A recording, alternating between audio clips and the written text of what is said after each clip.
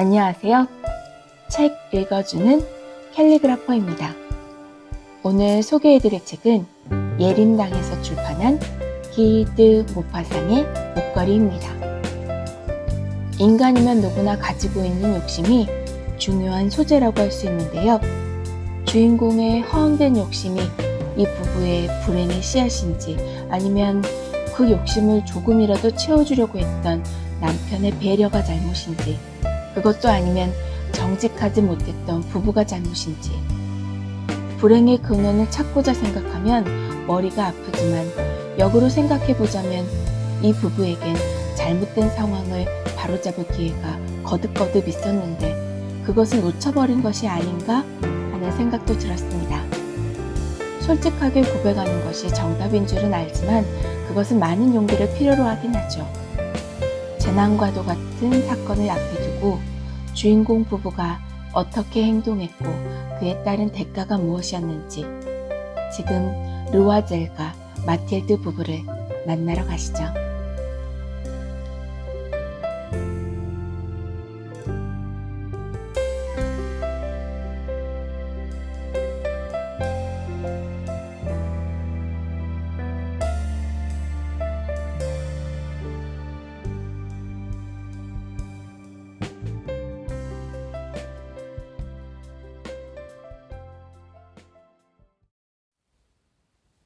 목걸이, 모파상.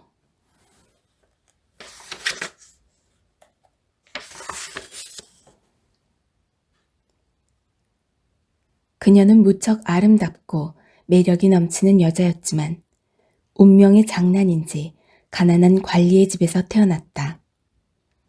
그녀는 결혼할 때 가지고 갈 지참금도 없었다. 그렇기 때문에 돈 많고 지위 있는 남자와 결혼할 길도 전혀 없었다. 하는 수 없이 그녀는 국민교육성에 근무하는 보잘것없는 한 말단 관리에게 시집을 갔다. 그리고 아주 소박한 생활을 했다. 부유한 사람의 아내처럼 계절에 따라 옷도 해입지 못했다. 그래서 그녀는 늘 마음이 아팠다. 자기는 모든 사치와 쾌락을 누리기 위해 이 세상에 태어난 것이라고 생각해왔기 때문이다. 그러면서 가난한 관리에게 시집 온 것이 무엇보다도 불행이라는 생각을 떨쳐버리지 못하고 지냈다. 누추한 집, 낡아서 삐걱거리는 의자, 빛바랜 커튼을 보면 마음이 괴로웠다. 잘 사는 여자들과 자기를 비교할 때에는 가슴이 쓰리고 마음이 상했다. 그녀는 동양풍의 벽지에 높은 청동제 촛대에 불이 켜진 아늑한 응접실을 상상해 보곤 했다. 그런가 하면 비단을 깔아놓은 넓은 응접실을 눈앞에 그려보기도 했다. 그뿐이 아니었다. 값진 골동품들이 놓인 우아한 가구, 사교계에 인기 있는 남성들과 가장 친밀한 친구들이 모여 이야기를 나눌 수 있는 아담한 방, 그리고 또 어느 날 저녁 식사 때였다. 사흘째 빨지 않는 식탁보를 덮은 식탁에 그녀와 남편이 마주 앉았다. 야, 당신 수프 솜씨 최고인데? 수프 그릇 뚜껑을 열며 남편이 기쁜 목소리로 말했다.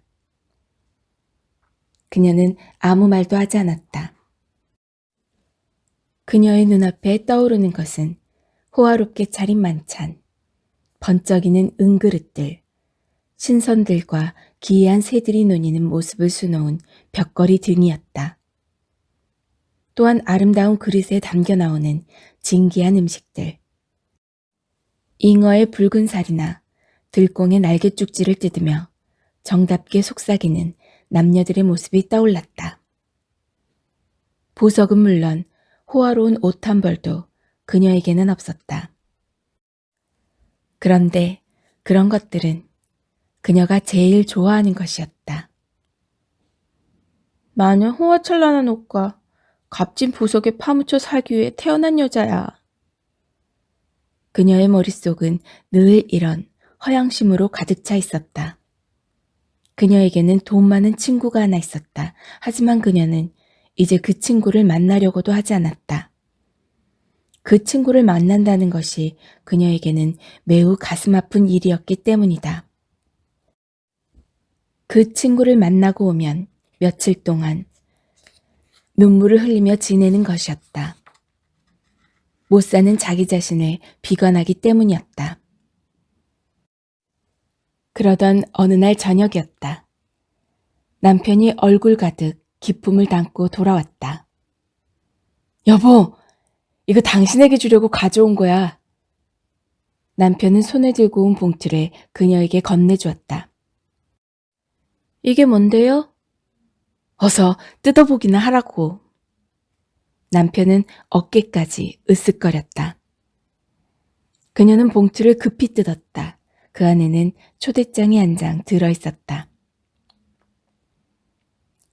오는 1월 18일 월요일 저녁, 장관 관저에서 파티를 개최하오니 르와젤 부부께서도 꼭 참석해 주시기 바랍니다. 국민교육성 장관 조르주 랑포노 부부가. 그러나 남편의 기대와는 달리 그녀는 기뻐하기는커녕 오히려 기분이 상한 것 같았다. 참, 그러니 나보고 어쩌란 말이죠? 그녀는 초대장을 내던지며 투덜거리기까지 했다. 아니 여보, 나는 당신이 무척 기뻐할 줄 알았는데. 남편은 실망한 목소리로 말했다. 내가 기뻐할 줄 알았다고요? 물론이지. 당신은 이제까지 외출 한번 제대로 못 해봤으니까 말이오. 게다가 초대장을 얻으려고 내가 얼마나 애를 쓴지 아오? 서로 얻으려고 다투기까지 했다니까. 나 같은 하급 직원에게는 몇 장 주지도 않았다오. 그날 가면 당신이 평소에 보고 싶어 하던 고관들도 모두 볼 수 있을 거야. 흥! 남편의 말에 그녀는 콧방귀를 뀌었다. 모두들 귀부인처럼 차리고 올 텐데 나는 뭘 걸치고 가라는 거예요? 새침한 눈초리로 남편을 쳐다보고 있던 그녀는 참을 수 없다는 듯이 소리쳤다. 남편은 미처 거기까지는 생각하지 못했다. 그는 아내의 말에 더듬거리며 대꾸했다. 걸치고 갈 옷이 없다니 그게 무슨 소리요. 당신이 극장에 갈 때 입은 그 옷, 내가 보기에는 아주 좋아. 남편 루아젤은 말을 잇지 못했다. 아내가 훌쩍훌쩍 울고 있었기 때문이다. 아니, 당신 왜 우는 거야? 어리둥절해진 남편이 물었다. 아무것도 아니에요. 간신히 슬픔을 가라앉힌 그녀가 말을 이었다. 입고 갈 옷이 없어서 그 파티에 참석할 수 없다는 것 뿐이에요. 이 초대장은 나보다 좋은 옷이 많은 당신 친구의 부인에게나 주세요. 이렇게 말한 그녀는 흐르는 눈물을 닦았다. 남편 루아젤은 마음이 언짢았다. 하지만 달래듯이 아내에게 말했다. 이봐 마틸드, 한 벌 사면 될 거 아냐. 값도 싸고 고상해서 아무데나 입고 다닐 수 있는 그런 옷 말이야. 정말이세요? 아내 마틸드는 못 믿겠다는 듯이 물었다. 정말이라니까. 그런 옷 한 벌 사려면 돈이 얼마나 들지? 그녀는 대답 대신 속으로 값을 계산해 보았다. 값을 너무 많이 부르면 당장 거절하고 말 거야. 아니야, 놀라서 비명을 지르며 꽈당 넘어갈지도 몰라. 400프랑이면 될 거예요. 400프랑? 루아젤의 얼굴이 약간 창백해졌다. 그는 꼭 400프랑을 예금해 놓고 있었다. 엽총을 사기 위해서 구두쇠 노릇을 하며 모은 돈이었다. 다가오는 여름철 일요일 몇몇 친구들과 낭테르 평원으로 종달새 사냥을 가기로 했는데. 좋아, 400프랑을 줄 테니 당신이 원하는 옷을 사도록 해. 이렇게 말하는 남편의 가슴은 쓰라렸다. 파티 날이 가까워졌다. 그런데 마틸드의 표정은 불안하고 걱정스러워 보였다. 400프랑이나 들여서 옷도 준비했는데 왜 그럴까? 이상하게 생각한 루아젤이 저녁에 물었다. 요새 며칠 동안 당신 안색이 좋지 않군. 무슨 근심이라도 있어? 옷만 있으면 뭐래요. 보석도 없고 폐물도 없으니 몸치장은 무얼로 하죠? 차라리 파티에 가지 않는 편이 낫겠어요. 그녀의 대답은 이러했다. 그러자 남편이 말했다. 꽃을 달고 가면 될 거 아니오. 꽃을 단 당신의 모습이 아주 예쁘더라고. 10프랑만 주면 예쁜 장미꽃 2-3송이는 살 수 있을 거야. 그러나 그녀는 차갑게 대꾸했다. 싫어요. 싫다고? 돈 많은 여자들 팀에서 가난해 보이는 것처럼 치욕스러운 일이 또 어디 있겠어요? 그러자 참고 있던 남편이 마침내 화를 내고 말았다.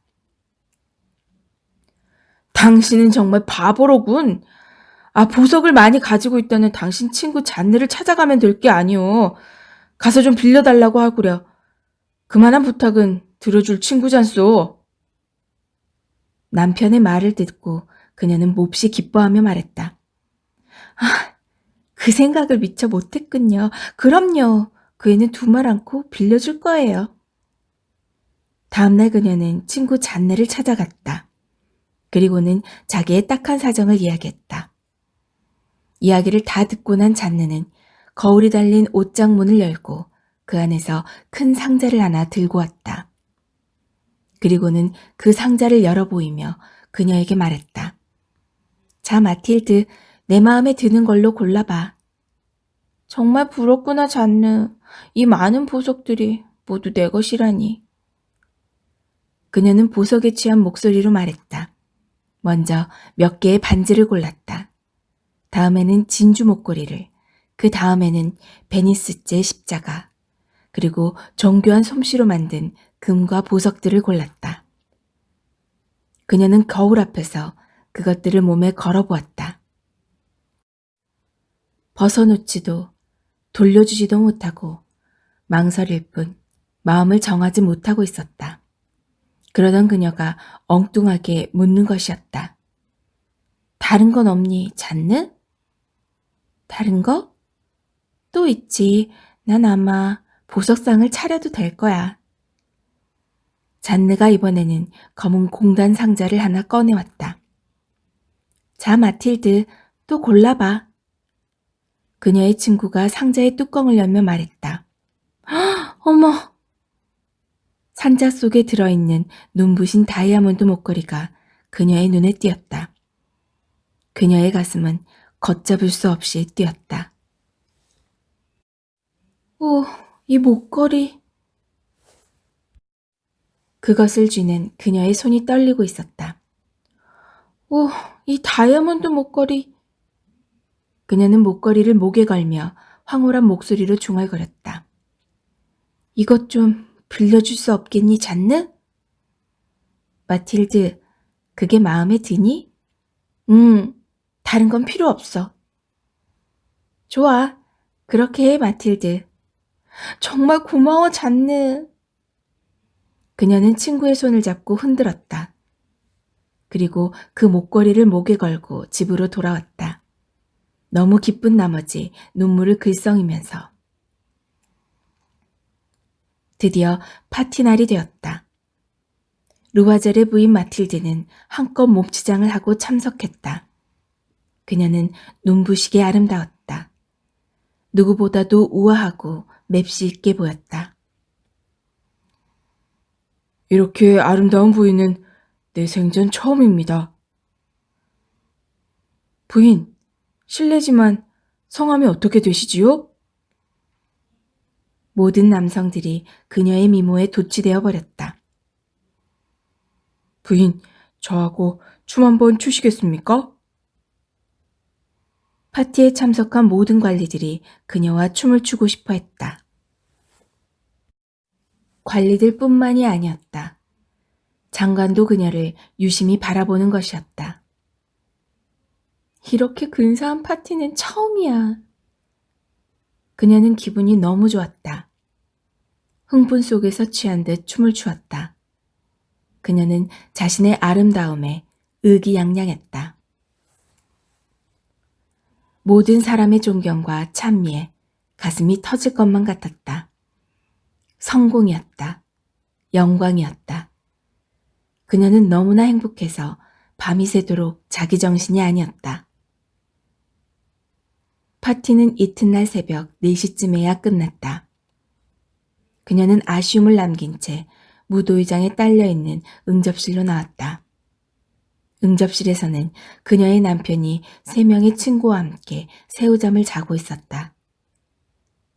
기다리기에 지친 남편들이 잠들어 있는 동안 부인들은 마음껏 춤추며 즐겼던 것이다. 여보, 돌아가요. 그녀는 남편 루아제를 깨웠다. 어때? 즐거웠어? 남편이 눈을 비비며 물었다. 네. 파티가 일찍 끝난 것에 대한 불만 때문에 그녀는 짧게 대답했다. 자, 이제 돌아갑시다. 남편은 아내가 평소에 입던 검소한 옷을 어깨에 걸쳐주며 말했다. 그녀가 지금 입고 있는 화려한 야외복과는 너무나 대조적인 초라한 옷이었다. 창피하게 왜 이래요? 그녀는 발끈했다. 그리고 값진 모피 옷으로 몸을 감싼 다른 여자들의 눈에 띄지 않으려고 층계를 뛰어내려갔다. 여보, 잠깐만 기다려! 루아젤은 그녀를 붙들었다. 그러나 그녀는 남편을 뿌리치며 밖으로 뛰어나갔다. 밖에 나가면 감기 들 거야. 내가 마차를 잡아올게. 남편이 그녀의 뒤를 황급히 따라갔다. 그들이 밖으로 나왔을 때 마차는 한 대도 보이지 않았다. 마차! 어이 마차! 그들은 멀리 지나가는 마차를 소리쳐 불렀다. 하지만 한 대의 마차도 서주지 않았다. 그들은 마차 잡기를 포기하고 추위에 몸을 떨며 생강 쪽으로 걸어갔다. 그들은 그 강가에서 마차 한 대를 세웠다.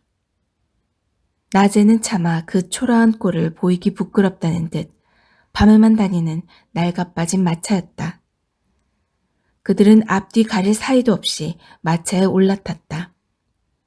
마차는 생강을 따라 달렸고 마르티르 거리에 있는 그들의 집 앞에서 멈추었다. 그들은 쓸쓸하게 집 층계를 올라갔다. 방에 들어선 그녀는 화려한 자기 모습을 다시 한번 보기 위해 거울 앞으로 다가섰다. 그리고는 어깨 위에 걸쳤던 윗옷을 벗었다. 여보! 그녀는 갑자기 비명을 질렀다. 왜 그래? 옷을 벗고 있던 남편이 물었다. 그러자 그녀는 남편을 향해 돌아서서 얼빠진 목소리로 말했다. 글쎄, 목걸이가 없어졌어요. 그 말에 소스라치게 놀란 남편이 큰 소리로 물었다. 아니, 뭐라고? 목걸이, 잔나한테 빌려온 목걸이가. 마틸드는 눈앞이 캄캄해졌다. 아니, 그럴 리가. 남편 루아젤이 허둥대기 시작했다. 그들은 옷갈피 속을 뒤졌다.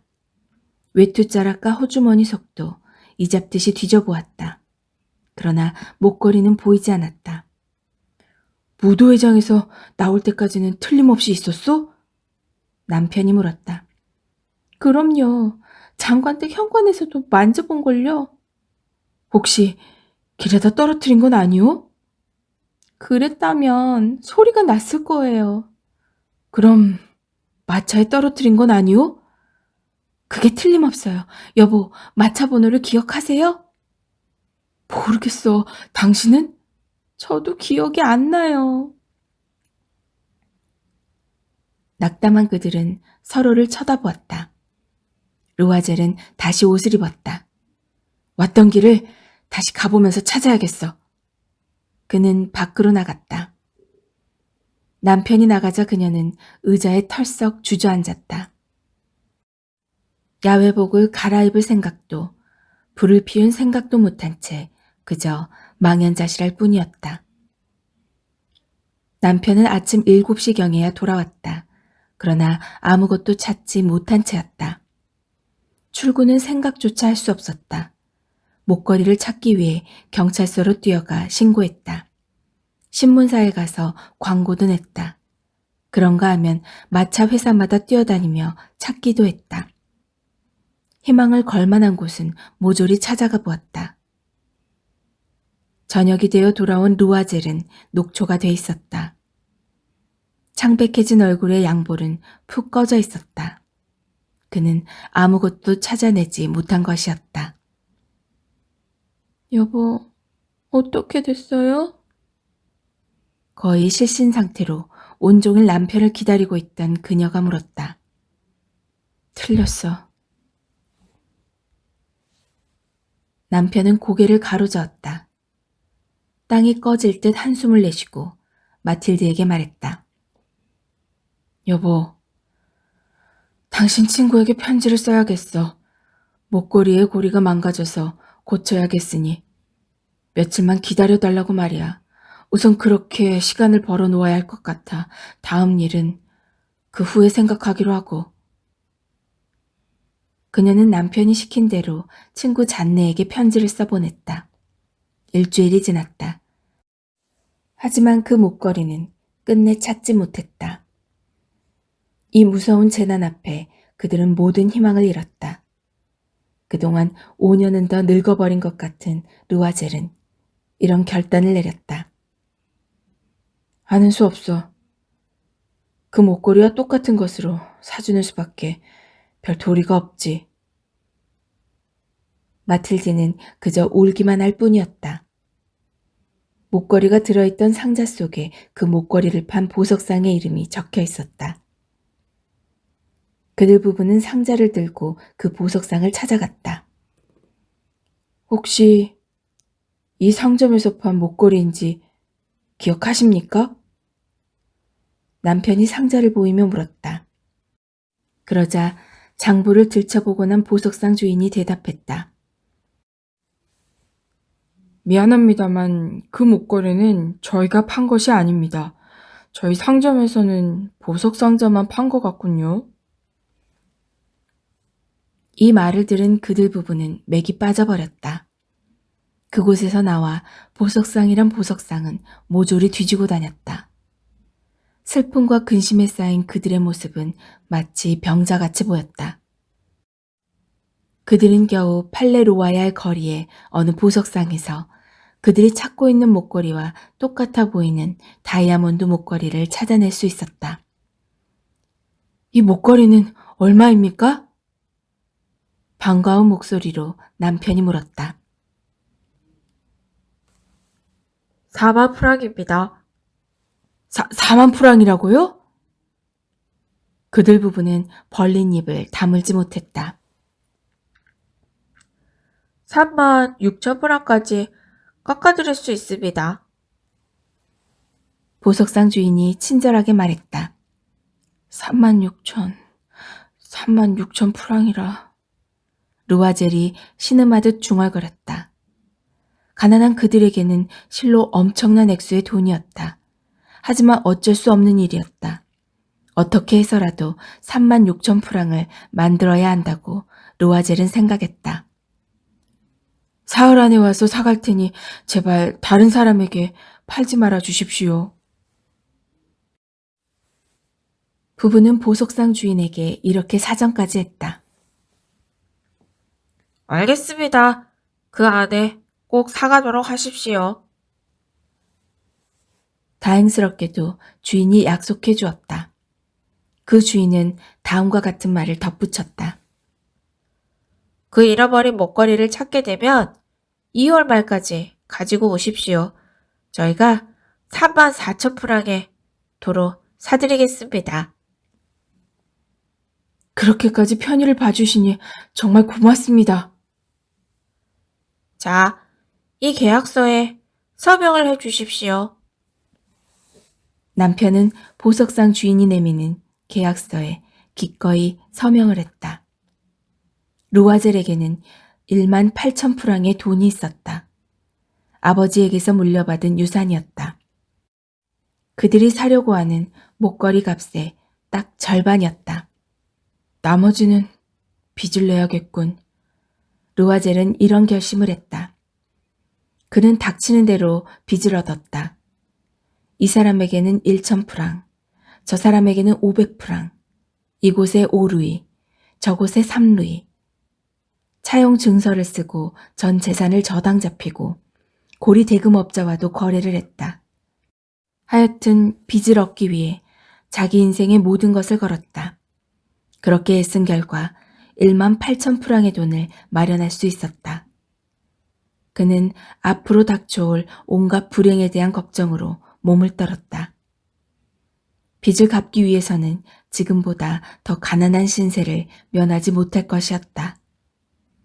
거기에 따르는 정신적인 고통 또한 이겨내지 못할 것 같다는 생각이 들었다.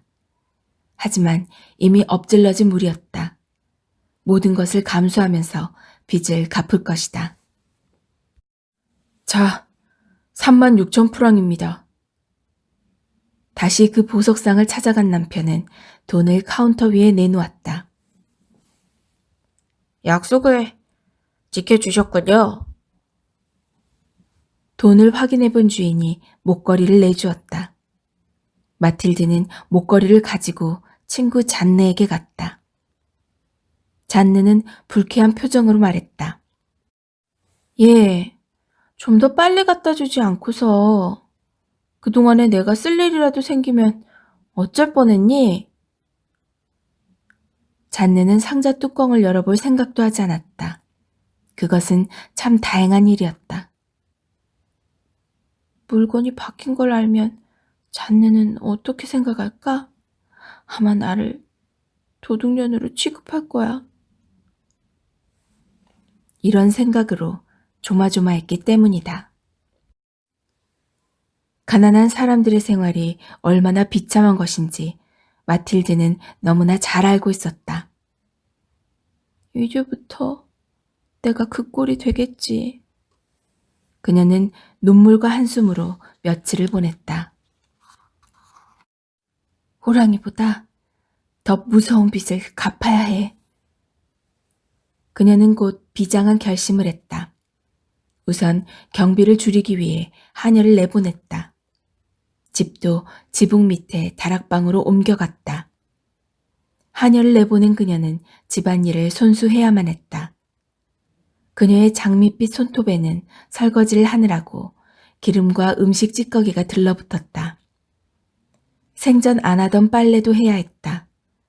더러운 옷이나 네일, 걸레를 빨아서 줄에 널었다. 쓰레기를 들고 거리까지 내려갔고 숨을 헐떡거리며 물도기로 올려야만 했다. 그녀는 어느 사이에 빈민굴의 부인처럼 변해버렸다. 바구니를 끼고 채소가게나 식료품 가게, 푸줏간을 드나들었다. 물건값을 깎다가 욕을 먹어가면서 한 푼 한 푼을 절약했다. 그녀로서는 상상조차 못했던 비참한 생활이었다. 루아젤 역시 눈코 뜰 새 없이 일했다. 퇴근 후에는 다른 일거리를 싸들고 돌아왔다. 밤을 새워가며 아르바이트를 해서 번 돈으로 조금씩 빚을 갚아나갔다. 그들의 이런 생활은 10년이나 계속되었다. 헐벗고 굶주리면서 절약한 결과 10년 후에 모든 빚을 다 갚을 수 있었다. 이자의 이자까지도 모두 갚았다. 마틸드는 이제 폭삭 늙어버렸다. 그녀는 거칠고 가난한 살림꾼 주부가 되었다. 아무렇게나 빗어 넘긴 머리, 화장도 못해서 기름기 없는 얼굴, 아무렇게나 걸친 치마, 거칠고 붉은 손. 마룻바닥을 닦던 그녀는 때때로 창가에 걸터 앉곤 했다. 그때마다 떠오르는 지난날의 그 파티. 그렇게도 아름다웠던 자신의 모습, 그리고 분에 넘치는 환대를 받았던 그 무도회를 회상해보는 것이었다. 그 목걸이를 잃어버리지만 않았다면 난 지금 이 꼴이 되진 않았을 거야. 인생이란 참으로 허무한 거야. 그런 사소한 일이 파멸을 가져오다니. 그녀는 때늦은 뉘우침으로 눈물을 주르륵 흘리기도 했다. 어느 일요일 마틸드는 오랜만에 샹젤리제 거리로 외출을 나갔다. 그때 마침 어린애를 데리고 산보하고 있는 한 부인을 만났다. 예나 지금이나 변함없이 젊고 매력적인 친구 잔느였다. 친구를 본 순간 그녀는 가슴이 두근거렸다. 가서 사실대로 말할까? 그녀는 망설였다. 빚도 다 갚았는데 이야기 못할 게 뭐야? 그녀는 두근대는 가슴을 진정시키며 가까이 다가갔다. 잔느가 틀림없지? 참 오랜만이야, 잔느. 그러나 친구는 그녀를 알아보지 못했다. 너무나 초라하게 변해 있었기 때문에. 누구시죠? 저는 댁을 잘 모르겠는데요. 나야, 나, 마틸드. 그녀는 좀 멋쩍은 말투로 말했다. 뭐라고? 마틸드라고? 가엾어라. 어쩌면 이렇게 많이 변했니? 아주 할머니가 되었구나. 잔느가 동정어린 눈빛으로 말했다. 그들은 나란히 걸으면서 이야기를 나누었다. 말도 마, 잔느. 나처럼 고생한 사람은 아마 없을 거야. 그 심한 고생살이가 다 잔느 너 때문이었지만 말이야. 나 때문이었다고? 아니 왜? 내가 너한테 빌렸던 그 목걸이 생각나니? 그럼 생각나고 말고 국민교육청 장관 때 파티에 간다면서 빌려갔었지. 그런데 그 목걸이를 그날 밤 잃어버렸지 뭐니. 무슨 얘기니? 그 목걸이는 나한테 돌려뒀잖아. 잔느, 내가 너한테 돌려준 목걸이는 사실은 새로 사서 준 거였어. 그 빚을 갚는데 10년이나 걸렸단다. 아니, 그게 정말이니? 자그마치 36,000프랑이나 되는 거액이었어. 내 고생을 너도 짐작할 수 있을 거야, 잔느. 하지만 이제 다 해결했어. 그녀는 후련하다는 표정을 지었다. 그녀의 친구 잔느는 발걸음을 멈춘 채 가만히 서 있다가 입을 열었다. 내 것 대신에 다른 목걸이를 사왔단 말이야, 마틸드? 그렇다니까. 아직도 모르고 있었니?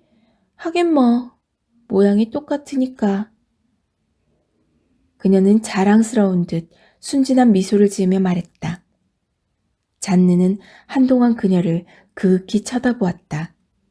그리고 그녀의 두 손을 감싸주더니 매우 감동한 목소리로 이렇게 말하는 것이었다. 가엾은 마틸드. 내 목걸이는 기껏해야 500프랑밖에 나가지 않는 가짜였는데